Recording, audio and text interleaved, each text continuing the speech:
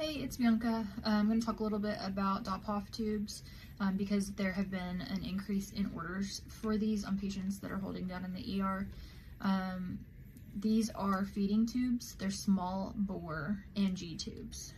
So they are more comfortable for patients.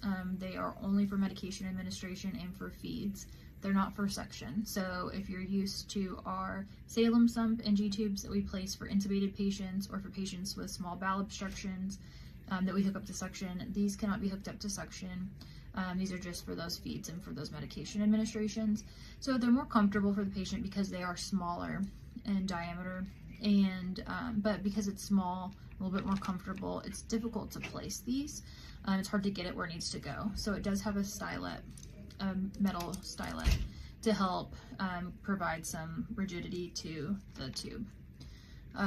Because of that though, the stylet can make this more dangerous. It can, if it is not in the correct place, if it goes into the lung, it can cause a pneumothorax, it can cause esophageal perforation. So when it comes to placement, you have to be very cautious. If you meet any resistance, pull back out. If the patient starts coughing, pull back out. If the patient has a dip in oxygen saturation, pull back out. Just be overly cautious with it. You have to have a KUB x-ray for placement confirmation. So although it's not wrong necessarily to listen for an air bolus, there's almost no point because the placement must be confirmed with a KUB. Same with this, the gastric contents, that is not enough for confirmation. The only way to confirm this placement is with the KUB. So if you know you're going to place this, I would go ahead and call x-ray, tell them to come to the bedside, have a provider there ready to read the x-ray so that you can pull this wire as soon as possible. We don't want to keep the wire in for any longer than we need to, or we don't want to keep it in the wrong place for any longer than we need to.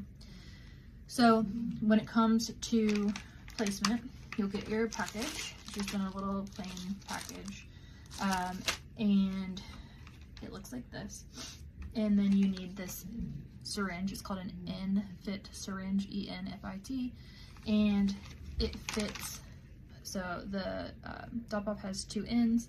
It fits on one of those ends like this. And prior to placing it, you need to flush the actual tube with about 10 mLs or a little bit more of just water. So you can just get a cup of water, pull up 10 mLs and flush it. And that activates a hydromer coating that helps make it lubricated. So when it comes time to pulling your guide wire, flushing that loosens everything up. You can see here, when I pull this guide wire, it's easy, it glides, as opposed to one that I have here that I haven't flushed. It is almost impossible to pull the guide wire. So you have to flush it first. And then you also can coat the tip, or soak it, in just water, and that activates a coating on the tip so that you don't actually have to get any extra lubrication. It makes it nice and slippery so you can place it. For placement, it's very similar to how we do our Salem sump NGs.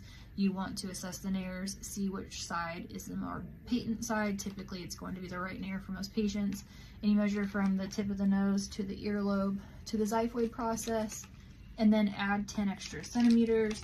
So I'm at 55, so you could go ahead and go to 65, and that is going to be your stopping point.